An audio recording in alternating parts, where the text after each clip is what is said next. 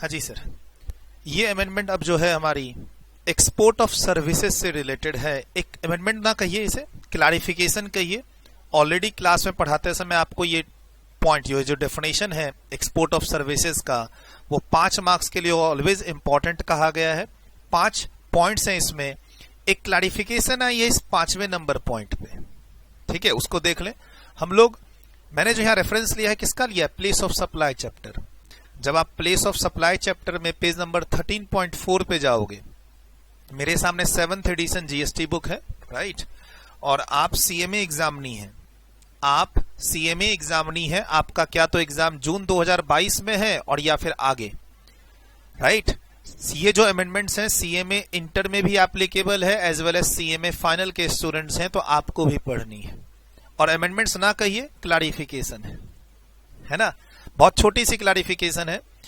Reference में मैंने chapter 13 लिया है, place of supply chapter, page number 13.4, volume 2, right, CMA inter students. और अगर आप फाइनल स्टूडेंट्स हैं तो again chapter number 13, page number 13.4, and volume 2 में ही चैप्टर नंबर 35 है, एक्सपोर्ट और इंपोर्ट से रिलेटेड कुछ बातें वहां हुई हैं। पेज नंबर 35.1 पे भी एक्सपोर्ट ऑफ सर्विस का डेफिनेशन वहां मेंशन है। ये रेफरेंस की बात हो गई। सर थोड़ा सा मैं आपको कनेक्शन दूं यहां पे, तो हम लोग ना प्लेस ऑफ सप्लाई चैप्टर में सेक्शन 13 पढ़ते हैं। सेक्शन 13 डिसाइड करता है कि कोई ट्रांजैक्शन है जिसमें सर्विस से रिलेटेड ट्रांजैक्शन है, राइट, सेक्शन 13। और ध्यान रखना, प्लेस ऑफ सप्लाई चैप्टर में जब सेक्शंस कोट करते हैं एग्जाम में तो क्या लिखते हैं? Section 13 of IGST act 2017, class में बताया हुआ है। Sir place of supply chapter में जब हम लोग सेक्शन 13 पे रहते हैं तो हमारा टारगेट है सर्विसेज से related place of supply decide करना, जिसमें सप्लायर या रेसिपिएंट कोई एक आदमी कम से कम इंडिया के बाहर है। तो मोटा मोटी ये इंपोर्ट ऑफ सर्विसेज पे भी अप्लाई हो सकता है और या फिर एक्सपोर्ट ऑफ सर्विसेज पे भी अप्लाई हो सकता है, राइट। तो 13 सेक्शन का थोड़ा ध्यान रखना है। अगर हम एक्सपोर्ट की बात करें तो सर यहां पर कहीं नहीं लिखा है कि सर्विसेज, एक्सपोर्ट ऑफ सर्विसेज होनी चाहिए as per the definition of section 2 clause 6, right. यहां सिंपल लिखा है प्लेस ऑफ सप्लाई क्या होगा अगर लोकेशन ऑफ सप्लायर इंडिया में है और लोकेशन ऑफ सप्लायर इंडिया के बाहर है या फिर रेसिपिएंट इंडिया के बाहर है। कोई एक आदमी इंडिया के बाहर रहे, सप्लायर बाहर होगा तो इंपोर्ट हो जाएगा सर्विसेज का, और सप्लायर इंडिया में है और रेसिपिएंट बाहर है तो एक्सपोर्ट हो जाएगा सर्विसेज का। यहां कहीं भी फॉरेन करेंसी से रिलेटेड कोई बात नहीं कही गई है, राइट। अब हम लोग जब आते हैं फर्स्ट पेज पे, अपने इसी वॉल्यूम के फर्स्ट पेज पे आते हैं, वॉल्यूम 2 के फर्स्ट पेज पे हम लोग क्या पढ़ते हैं? डेफिनेशन, इंटर स्टेट सप्लाई क्या है as per section 7 of IGST act. और हम लोग क्लास में बात करते हैं कि 2 तरह की सप्लाई होती है, इंट्रा स्टेट सप्लाई और इंटर स्टेट सप्लाई। और एक्सपोर्ट ऑफ गुड्स को, इंपोर्ट ऑफ गुड्स को, एक्सपोर्ट ऑफ सर्विसेज को और इंपोर्ट ऑफ सर्विसेज को भी हम लोग इंटर स्टेट सप्लाई मानते हैं। कैजुअली ऐसा पढ़ते हैं, इंक्लूडिंग SEZ की सप्लाई। SEZ भले सेम स्टेट में हो तो भी हम उसे क्या मानते हैं? Inter state supply. वॉल्यूम 1 में जब आप इंट्रोडक्शन की क्लास में रहते हैं, पेमेंट ऑफ टैक्स में रहते हैं, रजिस्ट्रेशन में रहते हैं, तो ये बताया जाता है। अच्छी बात है। जब यहां इस 2 पेज पे आते हैं तो ये 2 पेज बहुत इंपॉर्टेंट होता है डेफिनेशन वाइज। अब देखिए इस डेफिनेशन में जाते हैं तो यहां पर लिखा हुआ है, डायरेक्ट नहीं लिखा हुआ है कि एक्सपोर्ट ऑफ सर्विसेज को हम इंटर स्टेट सप्लाई कहेंगे, डायरेक्ट नहीं लिखा हुआ है, राइट। सेक्शन 13 में गए तो वहां क्या बोला? लोकेशन ऑफ सप्लायर या फिर लोकेशन ऑफ रेसिपिएंट, कोई भी एक आदमी इंडिया के बाहर हो, सेक्शन 13 अप्लाई कर दो to determine place of supply.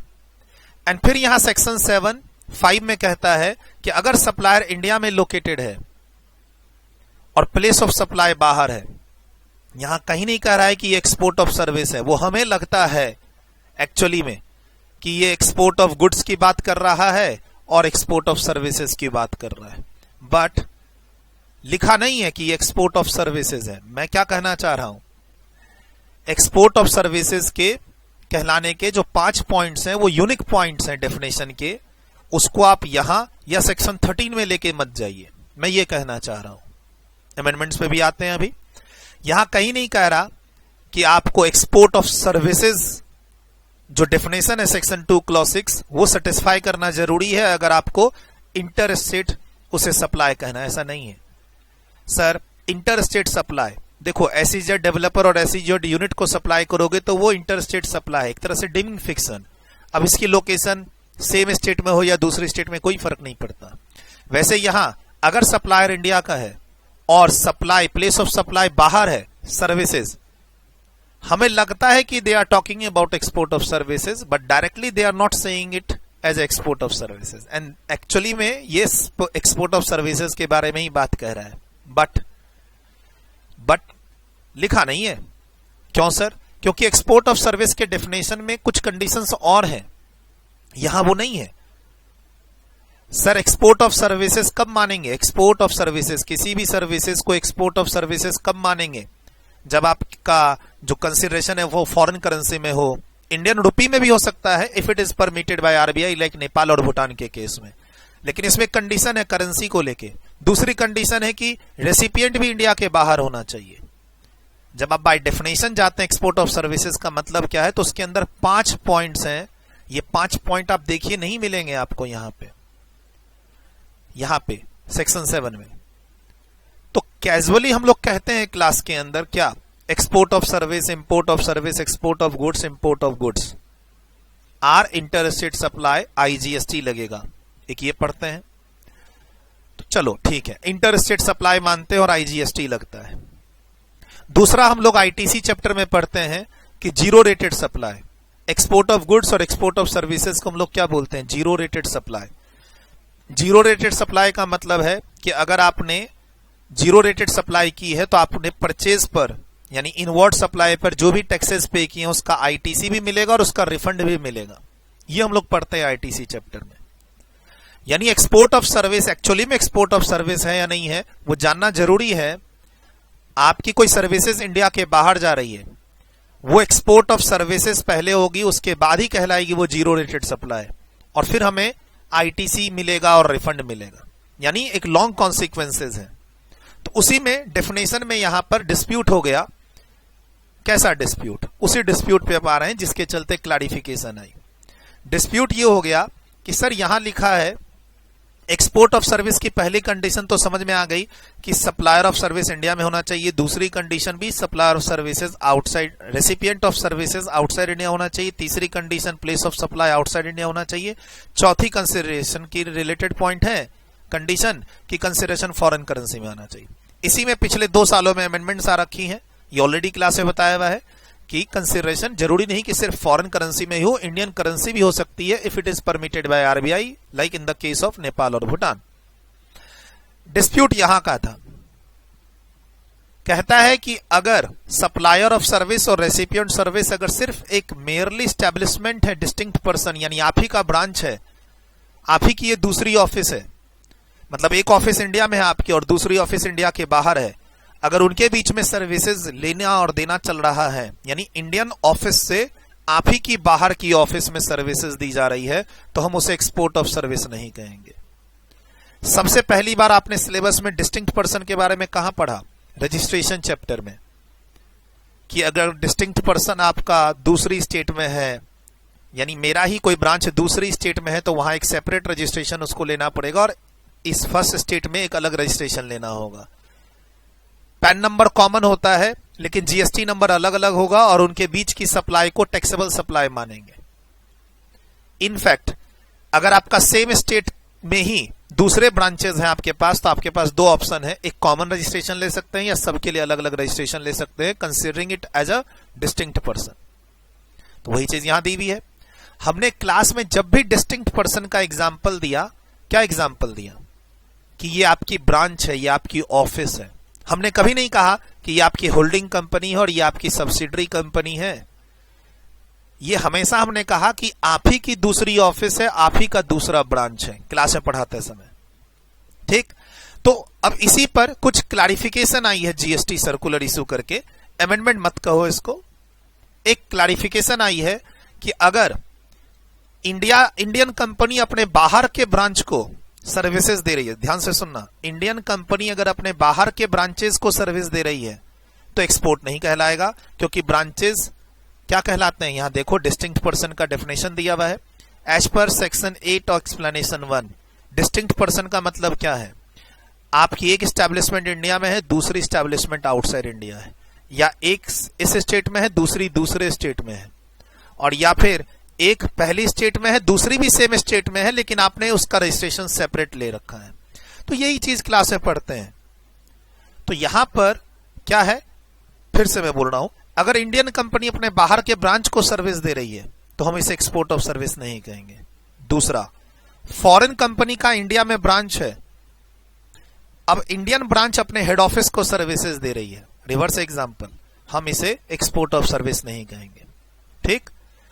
अब कंफ्यूजन क्या हुई कि सर अगर ये अलग अलग कंपनी हो तो इंडिया की कंपनी के अलावा इंडिया ने ही बाहर एक सब्सिडरी कंपनी खोली है तो, और फॉरेन कंपनी ने इंडिया में अगर सब्सिडरी कंपनी ओपन की है तो, मतलब अलग इनकॉर्पोरेशन है, they are A limited B limited, और सर एक ही ग्रुप कंपनी है, मतलब इनकी कॉमन होल्डिंग है, मतलब ए लिमिटेड बी लिमिटेड में होल्ड कर रही है शेयर्स, या बी लिमिटेड ए लिमिटेड में शेयर्स होल्ड कर रही है, या फिर ए और बी में एक कॉमन है सी लिमिटेड, वो शेयर्स होल्ड कर रही है, लेकिन है दोनों अलग अलग कंपनियां, ब्रांच नहीं है।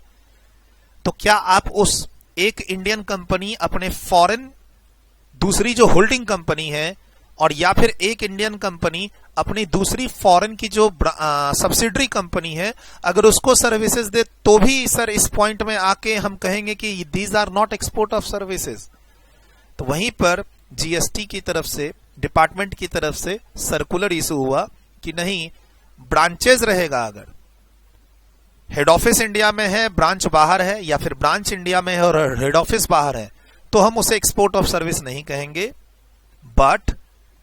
बट अगर ए लिमिटेड सब्सिडरी है इंडिया में और बी लिमिटेड होल्डिंग कंपनी है बाहर, या फिर रिवर्स, ए लिमिटेड इंडिया में होल्डिंग कंपनी और बी लिमिटेड सब्सिडरी कंपनी, और उनके बीच में सर्विस लेना देना चल रहा है, तो वो डिस्टिंक्ट पर्सन नहीं है, वो तो सेपरेट दो अलग अलग पर्सन है, उनके बीच में जो ट्रांजैक्शन है उनको हम एक्सपोर्ट कह सकते हैं, सब्जेक्ट टू कि ये 4 कंडीशन फुलफिल हो। बस तुमको इतना ध्यान रखना है। अब इसको क्लैरिफिकेशन के तौर पे मैं कुछ एग्जांपल यहां पे देना चाहता हूं।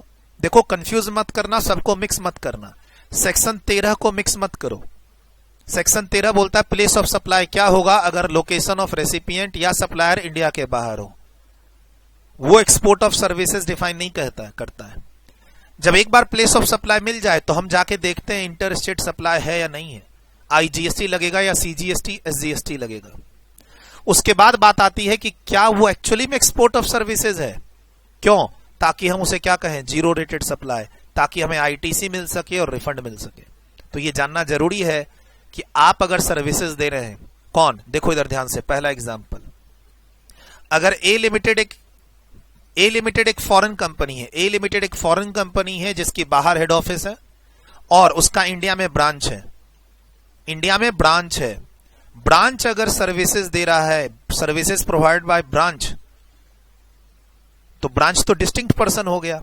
सर ये डिस्टिंक्ट पर्सन का एग्जांपल हो गया और not a export of services, not an export of services. मैं एग्जांपल सर्विसेज बाहर जा रही है उसका ले रहा हूं, not an export of services. Clear? Answer conclude. Sir दूसरा, बी लिमिटेड एक इंडियन कंपनी है, इसकी बाहर ब्रांच है यूएसए में और services provide by head office, ये हेड ऑफिस है HO. Sir again these are the example of distinct person, these are the example of distinct person. Branch है, ऑफिस है, सर हम इसे कभी भी not an export of services, इसको हम एक्सपोर्ट ऑफ सर्विसेज नहीं कह सकते हैं। ठीक। अब लेकिन मैंने एग्जांपल चेंज कर दिया। ए लिमिटेड एक सब्सिडरी कंपनी है, उसकी होल्डिंग कंपनी बी लिमिटेड है, यूएसए है। सर ये दो अलग अलग कंपनियां हैं, they are two different person, they are two different person. It can be considered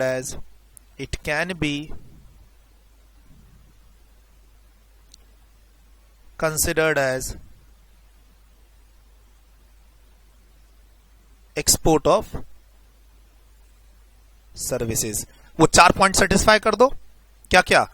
location of supplier India में है, लोकेशन ऑफ रेसिपिएंट इंडिया के बाहर है, प्लेस ऑफ सप्लाई इंडिया के बाहर है, और कंसिडरेशन फॉरेन एक्सचेंज में आया है, या फिर आरबीआई की परमिशन से INR में आया है, तो एक्सपोर्ट कह दो। लेकिन ऊपर वाले को तो एक्सपोर्ट कह ही नहीं सकते आप, इन दोनों को एक्सपोर्ट कभी नहीं कह सकते, भले बाकी कंडीशन सेटिस्फाई हो जाए। पांचवा जो पॉइंट है वो फेल कर गया। एक्सपोर्ट ऑफ सर्विस के डेफिनेशन का जो पांचवा पॉइंट है वो फेल कर जा रहा है। किसमें? जब ब्रांच हो, ऑफिसेज हो।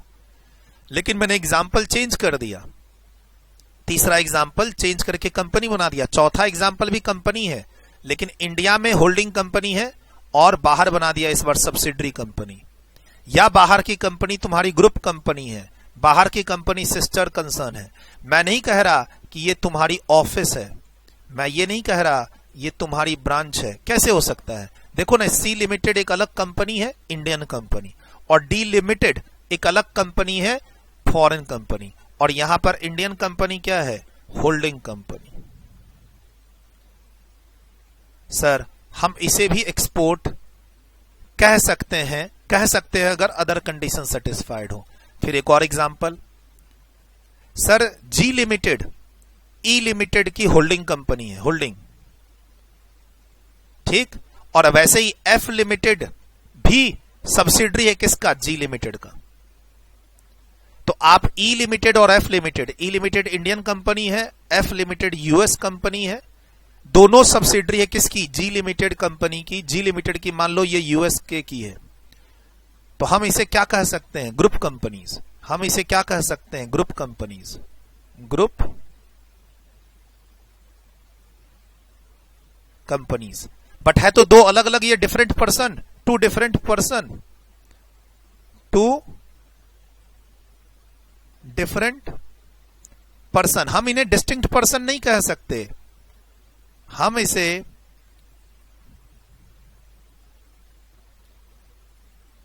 डिस्टिंक्ट पर्सन नहीं कह सकते। डिस्टिंक्ट पर्सन कब कहलाता है कॉन्सेप्ट? जब ऑफिस और ब्रांच की बात करें। सर सर्विसेज इंडिया से बाहर जा रही है और दोनों अलग अलग कंपनियां हैं, ई और एफ, और ये एक ग्रुप कंपनी है, ये एक सिस्टर कंसर्न है, क्योंकि ये एक ही ग्रुप से बिलोंग करते हैं, क्योंकि इन दोनों का मालिक एक ही है, G limited. C limited services दे रही है डी लिमिटेड को, होल्डिंग कंपनी सर्विसेज दे रही है सब्सिडरी को आउटसाइड इंडिया।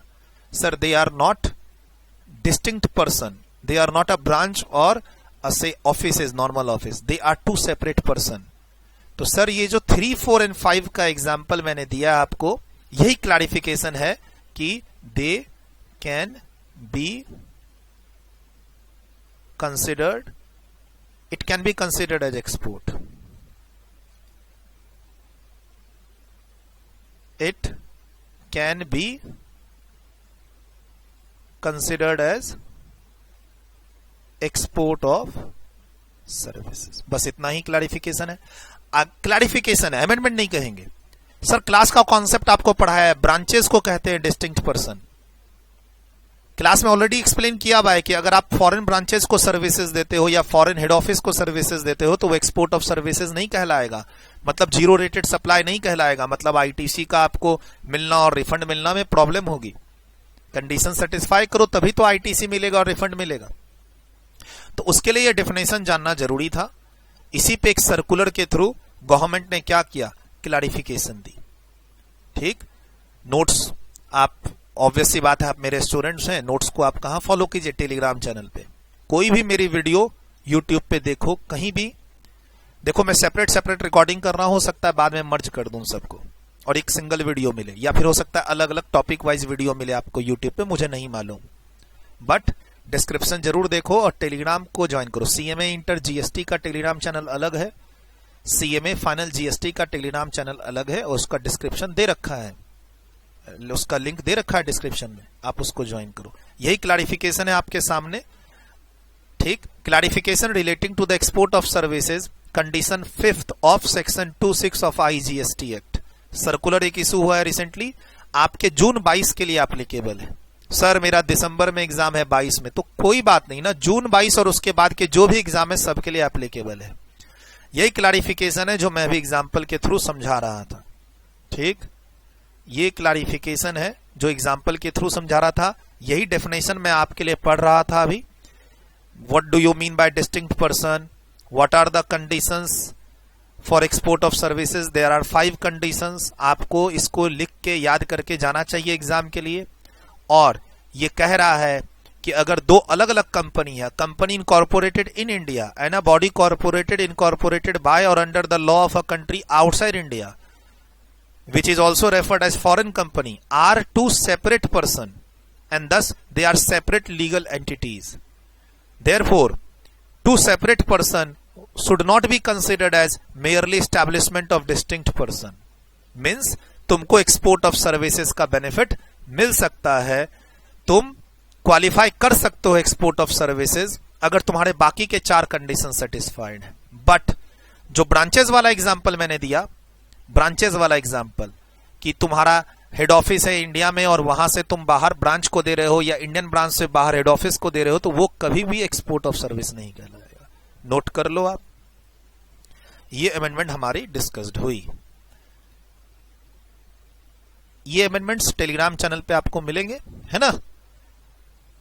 छोटी सी अमेंडमेंट्स है क्लैरिफिकेशन के नाम पे। मैंने यहां पेज नंबर सब मेंशन कर दिया है, कौन कौन सा पेज नंबर मैंने रेफर किया है इस क्लैरिफिकेशन के लिए। डन, वीडियो रोक के लिखा।